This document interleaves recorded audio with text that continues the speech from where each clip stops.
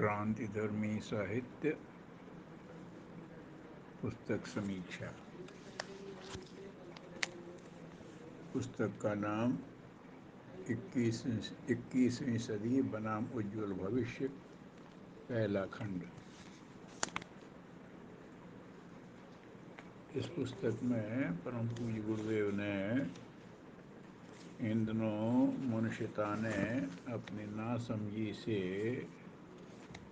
जो ऐसी परिस्थितियां बना ली हैं कि विनाश एकदम सामने दिखाई दे रहा है, पहले उसका दिग्दर्शन कराया है। जैसे बुद्धिवाद की वजह से बड़ी उपलब्धियां हुई हैं, सुविधा साधन खूब बने हैं, इसमें कोई शक नहीं है। कुछ ऐसे चमत्कारी चीज़ें पैदा हो गई हैं, मोबाइल जैसी, दूरदर्शन जैसी, रेडियो जैसी, इंटरनेट जैसी, ये सब चल पड़ा, ये बहुत अच्छे हैं। लेकिन एक दूसरी बात भी चल पड़ी है कि अपनी इस बुद्धि का दुरुपयोग भी किया है लोगों ने। अपने संपत्ति बढ़ाने के लिए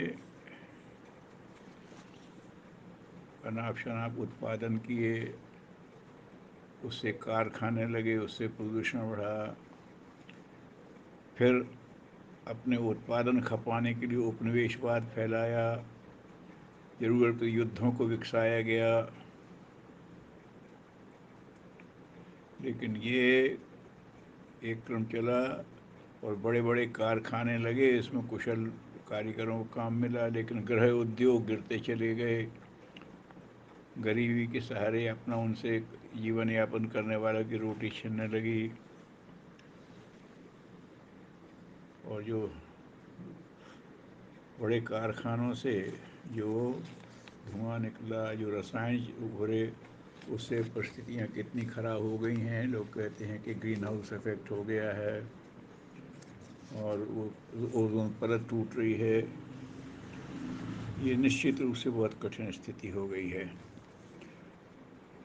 उसका भी हवाला उन्होंने दिया है, वैज्ञानिकों ने जो बताए हैं उसमें कई बात आ गए हैं कि विज्ञान ने प्रत्यक्षवाद को महत्व दिया।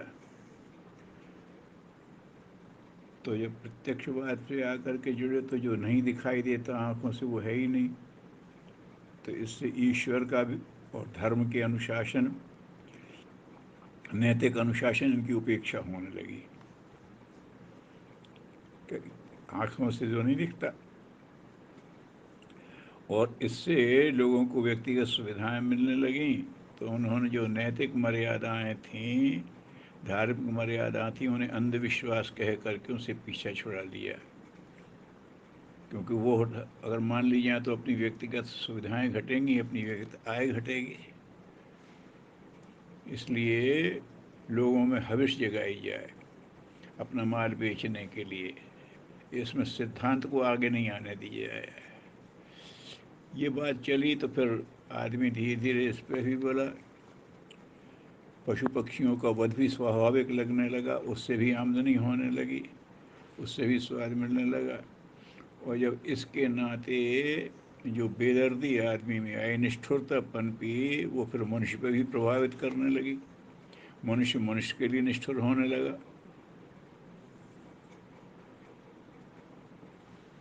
और फिर मनुष्य को भी पशु श्रेणी का मान लिया कि विकसित पशु है ये।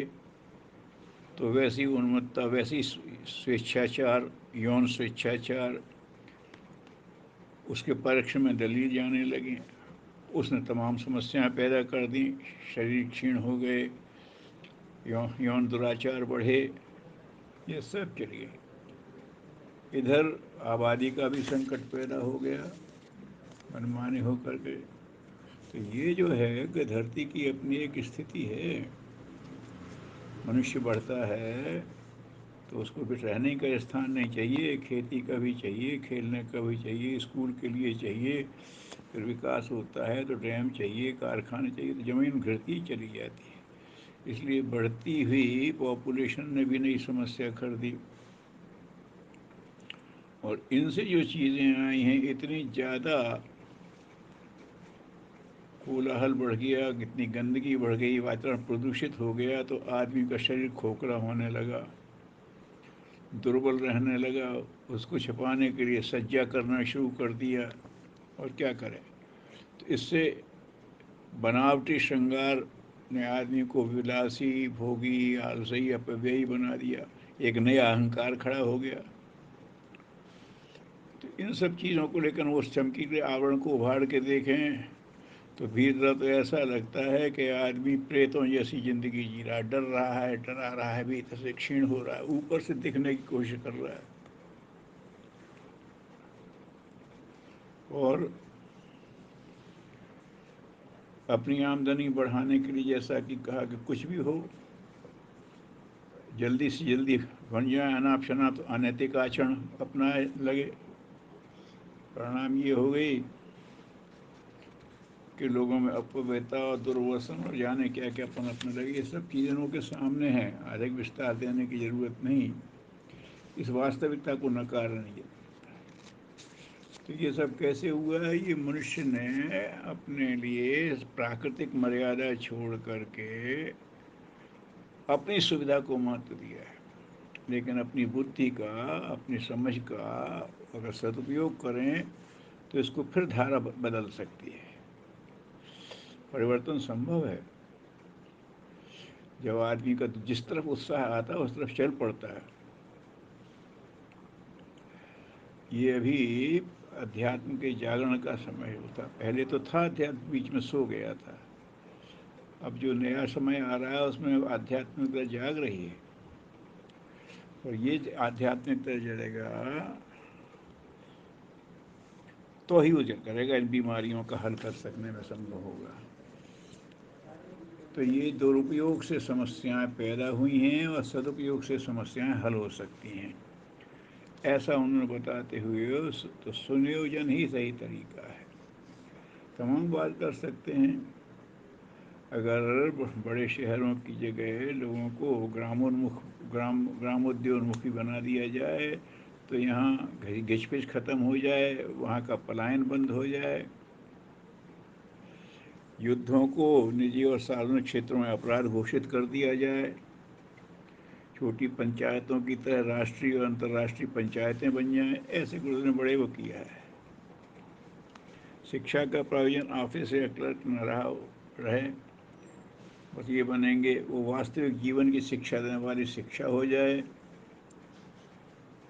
उद्योगों के संचालन में जो आता है उनकी जिम्मेदारी ये फिक्स कर दी जाए कि तुम इसको, जो प्रदूषण पैदा का होते हैं, तुम्हें हरितिमा भी बनाना है, इतना तुम्हें जल संरक्षण भी करना है। ये सब नियम बनाए जा सकते हैं तो हो सकता है। तो ये अगर बुद्धि का सदुपयोग कर लिया जाए तो कई तरह से ये इनका उपचार किया जा सकता है, हर एक तरह के गुरुदेव उपचार से। क्योंकि नशेबाजी और दुर्व्यसनों को छूट मिल रही है, किसी को उससे कमाई मिलती है, सरकार से टैक्स मिल जाता है, ये कह कर के उनको दे दिया जाए। लेकिन अगर देखा जाए तो दुर्व्यसनों से, नशेबाजी से जो टैक्स मिलता है उससे कई गुना सरकार को उससे जो निकलने वाले खराब परिणाम है उसको संभालने में लग जाता है। और जो नैतिकता गिर रही वो अलग है। तो इन सब चीज़ों को देखते हुए अगर वो आदमी देखा जाए तो अगर ये निराश होने की बात नहीं है, अगर मनुष्य इसको घुमाने की सोच ले तो घुमाया जा सकता है, ऐसा करके उन्होंने कहा है। और आगे जो उन्होंने कहा है कि क्रिया बदलती है तो प्रतिक्रिया बदलती है। अभी मनुष्य जो कर रहा है उसकी प्रतिक्रिया प्रकृति में आ रही है। मनुष्य अच्छा करेगा तो उसकी अच्छी प्रतिक्रिया हो जाएगा। तो परोक्ष जगत जो है, इसमें उन्होंने कहा जो हमने किया है, तो परोक्ष में जो प्रकृति का असंतुलन दिखाई दे रहा है वो हमारी इसकी प्रतिक्रिया है।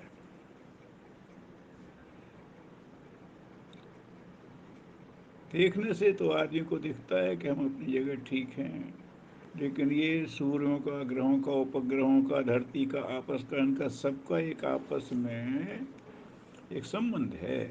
एक अगर व्यापक दृष्टि अगर में आ जाए तो मनुष्य सावधान हो सकता है। और उसमें एक बात और है कि संतुलन बनाना ईश्वरीय प्रक्रिया का एक अनिवार्य अंग है। जब भी परिस्थितियां बिगड़ी हैं, प्रमाण मिलते हैं कि भगवान ने संतुलन बनाया है।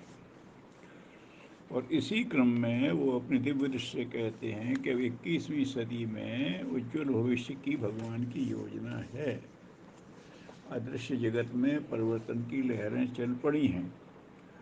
और ये जो समय उस समय जो चल रहा था जब ये किताब लिखी गई कि 80 से लेकर के और 2000 तक का समय जो संधि काल था, उसमें सब चीज़ों को घुमाया जाना चाहिए।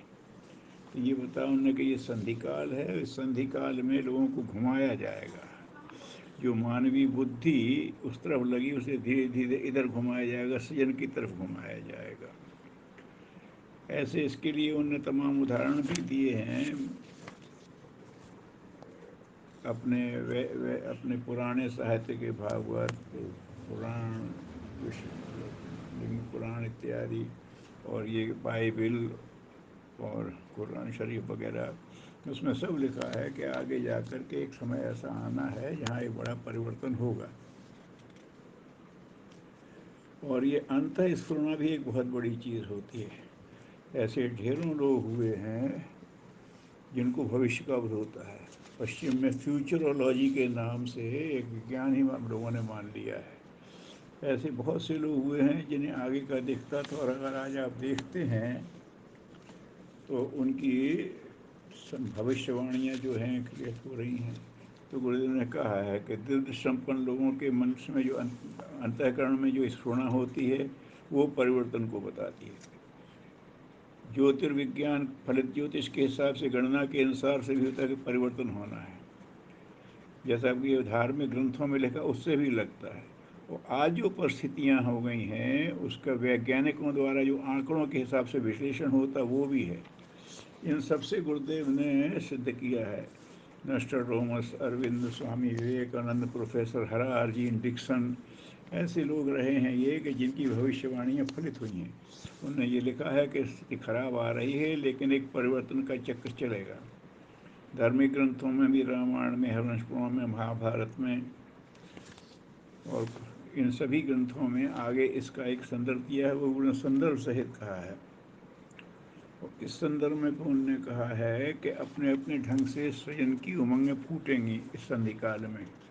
उसी में फिर उन्होंने आगे किया है कि शांति कुंज इस संबंध में एक विशेष काम कर रहा है। गुरुदेव ने अपनी तपस्या से एक वातावरण बना दिया और युग संधि महापुरुषण चालू किया गया है जिसमें जन जन भागीदार कर रहा है। तो ऋषि की तपश्चर्या और जन जन की उसमें भागीदारी ये मिलकर के एक ऐसा प्रभाव बनेगा जो विनाश को, विभीषिका को निरस्त करके और लोगों की मानसिकता को सृजन की तरफ घुमा देगा। इसके लिए उन्होंने है कि शांत कुंज युग चेतना की गंगोत्री की तरह काम करने वाला है। यहाँ से एक छोटी सी धारा प्रकट होगी, जैसे गंगोत्री में छोटी सी धारा दिखाई देती है गोमुख में, वो आगे बढ़ती जाएगी। नर्मदा के उद्गम में जरा सी नाली जैसी बहती है, फिर वो कितनी बड़ी होती चली जाती है। तो ये सब चीज़ें जो चल रही हैं, एक दिशा उस बदल चुकी है जो आजकल प्रत्यक्ष दिख रहा है। उन्होंने तब लिखा था लेकिन आज तो हम देख रहे हैं कि कैसे धारा बदल गई है। तो विचार क्रांति का एक छोटा सा मॉडल उन्होंने कहा कि हमने पैदा कर लिया है शांत कुंज में। उसमें उन्होंने ब्रह्मवर्चस्व का भी महत्व दिया है, क्योंकि शिक्षकों को भी शिक्षित करना, प्रामाणिक तंत्र का विकास करना पड़ेगा। वो काम अब देव संस्कृति विश्वविद्यालय में होने लगा है। तो एक बहुत बड़ा तंत्र यहाँ है, भवनों की व्यवस्था है शांत कुंज में। अच्छी योग्यता प्राप्त श्रमशील निष्ठावानों की एक बहुत बड़ी संख्या है, वो इसमें लगी हुई है। और विश्वविद्यालय खुलने के बाद तो उसमें एक और भी बन गई है। और ये जो संस्था चल रही है ये केवल इसी बात जन जन के सहयोग से चल रही है, कोई अलग से नहीं है। गांधी जी ने कहा था, विनोबा जी ने कहा था, कोई संस्था तभी तक उपयोगी है कि जनता उसको अपनी मान करके उठाए। तो ये जो शांति कुंज का मॉडल इसी में चल रहा है। और नारी जागरण के लिए भी बड़ा भारी एक यहाँ से कार्य शुरू किया, सबको पता है। तो ये उनका 21वीं सदी उज्ज्वल भविष्य लेके आ रही है।